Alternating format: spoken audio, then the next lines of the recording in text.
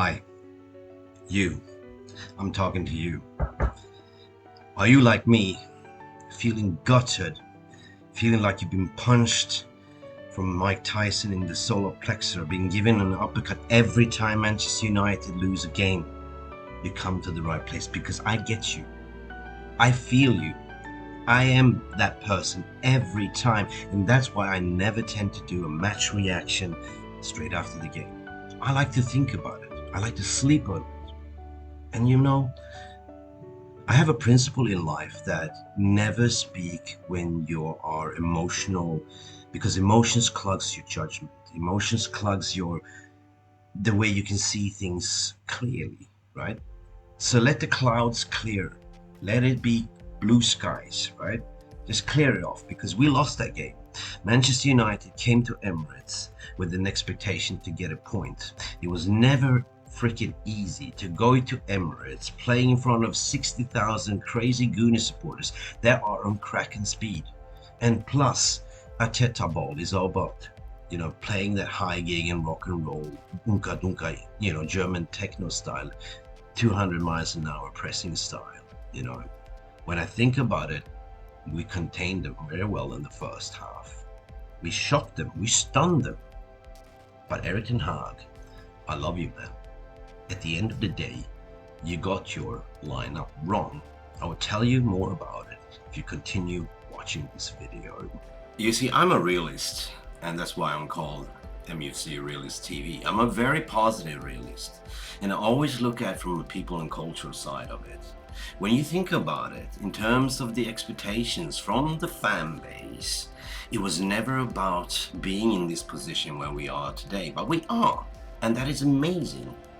And then you have to look at where Arteta is today and what he's done over the course of 3-4 years. He had his rebuild. He had worked with his squad for the past 3 years and developed. And that gives you an indication where I'm leaning to, right? So having to say that, take a pause, take a breath, look, think straight. What were you expecting, right? To come to Emirates Stadium to grab a win in front of 60,000 hostile, angry Goonie supporters. They're playing, heavy metal, unka, German techno style football. For 20 minutes, that is the game strategy, to overflood and to get as many goals as possible. But they didn't. Who scored the first goal? Marcus Rashford.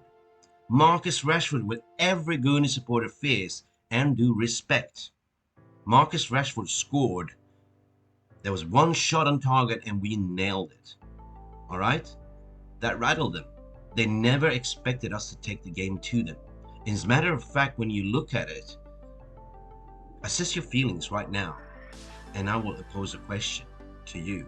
How did you feel last season, this time of the year, in May as well? And how do you feel now with Erik ten Hag in his helms, right? Erik ten Hag has had this squad for 6 months. 6 months, people. Let that sink in. Let that sink in and then think about it. Where are you now? Back this manager. It's okay to lose a game sometimes. Think about it. If you're Mike Tyson or if you're Conor McGregor, you're going 12 rounds. Of course you're going to get knocked down once in the round. Of course you're going to get an uppercut. But guess what? You get knocked down and get up again. Use that mentality, use that tool. To come to Emirates and expect a win, expect a point. We almost got there. But I will tell you why Erik ten Hag got this one wrong, and I will tell you why he got things right as well. Are you with me? Are you with me on this one? I hope you're feeling better now. Right, so let's take a sip of our morning brew and be mental united together.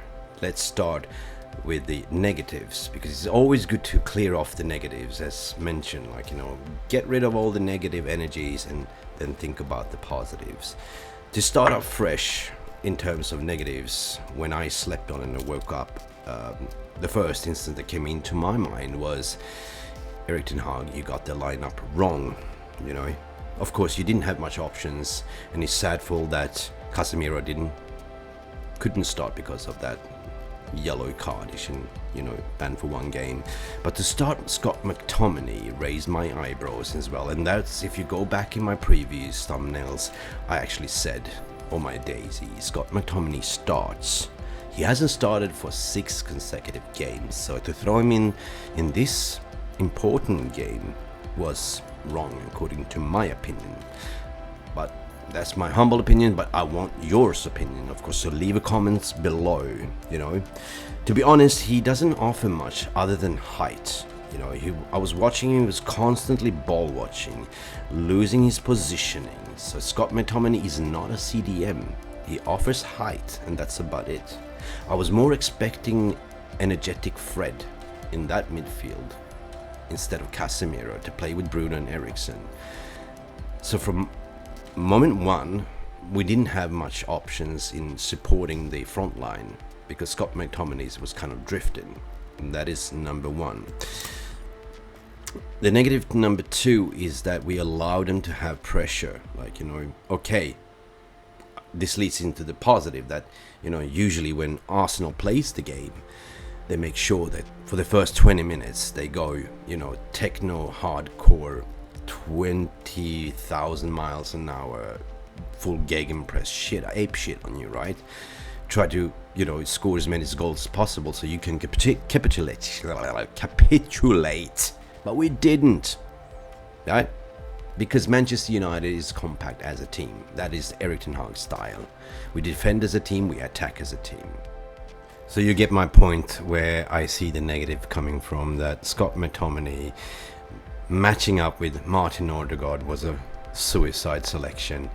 Evidently we saw that throughout the 90 minutes. Scott McTominay wasn't subbed and Martin Odegaard was allowed acres of space to use his creativity. Martin Odegaard was the danger man.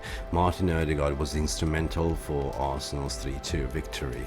And I'm sorry, Erik ten Hag, you got that one selection incorrect. You should have played more of a Fred like you did against City to man mark Odegaard from minute 1 to 90. So on a positive note, knowing that, you know, we came to Emirates with no expectations at all, like most of the Goonie supporters thought that we will lose, including Egal that was on my stream to say we will kill you with 3-1, but that never happened because we contained them in the first 20 minutes. We controlled it. You know, we allowed them to have possession. Maybe that was the game plan, but who scored first? Was the egg, the chicken or the egg? It was Marcus Rashford, people. Marcus Rashford, the one and only that the Goonie supporters fears the most would happen. It happened, right? One shot on target in that 20 minutes and it was straight down in the left side in the corner, and Ramsdale was clueless. He couldn't take it. What a goal. That was a fantastic goal, right? From there on, we could have built that momentum, but what happened? We set back.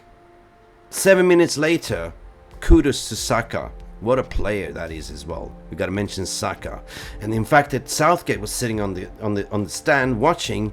Southgate better watch up and pick fucking Rashford and Saka to play more for England.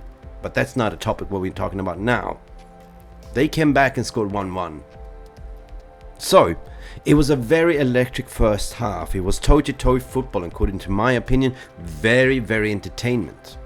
Let me know what you think could have done differently in the first half, because the way I saw it, we played our football to our best ability to accommodate the away game playing at Emirates. We went into halftime, we went to the dressing room with 1-1 in the back and I was thinking, it's time for change. We need to take off Scott McTominay. We need to put more energy in the midfield. No. Scotty Mac played 90 minutes. Scotty Mac offered nothing. Nothing. Again, negative. I'm not the negative type of person, but you can criticize when criticism is due. Right? So what happens in that sub? What happened in the second half was they start as usual. Predictable Arsenal. You know that. They will start pressing again, 20 minutes rock and roll, pedal to the metal. We conceded 2-1. Everyone was thinking it's game over, right? Even like, you know, the broadcast that I was watching gave a win percentage coming up. Arsenal to win the game, 95%. Whoa, right. But who expected United to force it back again? Because that's the Erik ten Hag mentality. And this is what you got right. Your mentality to come back. We are the comeback kings. And who is the leader of the comeback kings? Martinez. Everyone was slagging, this guy is too short. My mate called me up after the game and said, dude, the man of the match, according to my opinion, was Martinez. I said, yeah, but guess what? You guys wanted him at Arsenal, but you didn't get him. So you start slagging up, he's too short, he's a hobbit. But guess what? He's a butcher hobbit. And the way he scored that goal in the corner, wow, let's talk about that, because that was a positive moment for me, right? Wounded animal like he is, with a bandana over his head, and he headed that ball over Gabriel, over the defenders, over Ramsdale, perfectly lobbing over, just perfect. 2-2. From that moment, Erik ten Hag, I think you should have gone better, right? I think you should have done your substitutions more on, but what did you do? All right, you learn. All right, you learn. You sit back, you invite them to have more pressure. Instead of changing your in-game management, what we're so used to see, you didn't. Maybe you didn't have much options, maybe you didn't trust, but you could have done following things. And I've been having these discussions over socials with many Manchester United supporters and even Arsenal supporters after the game that in-game management could have been better.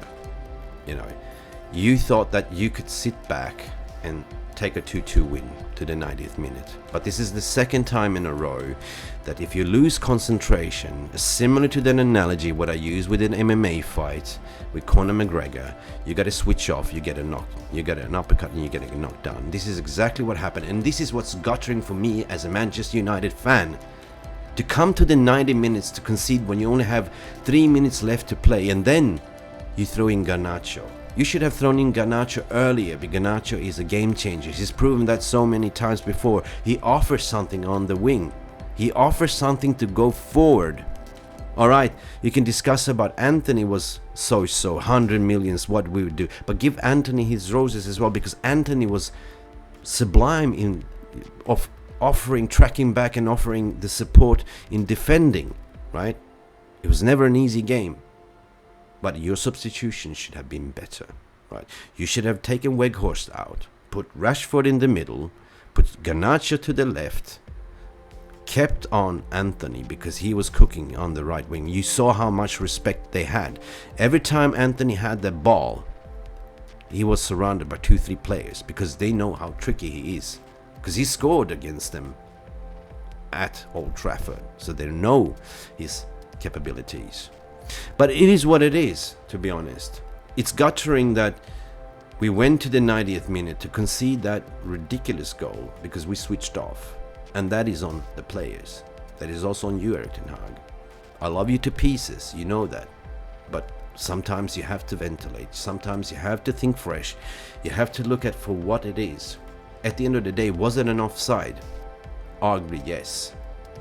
But you know, what stands on the scoreboard at the end of the day, realistically speaking, is what it is. We cannot go back and change it.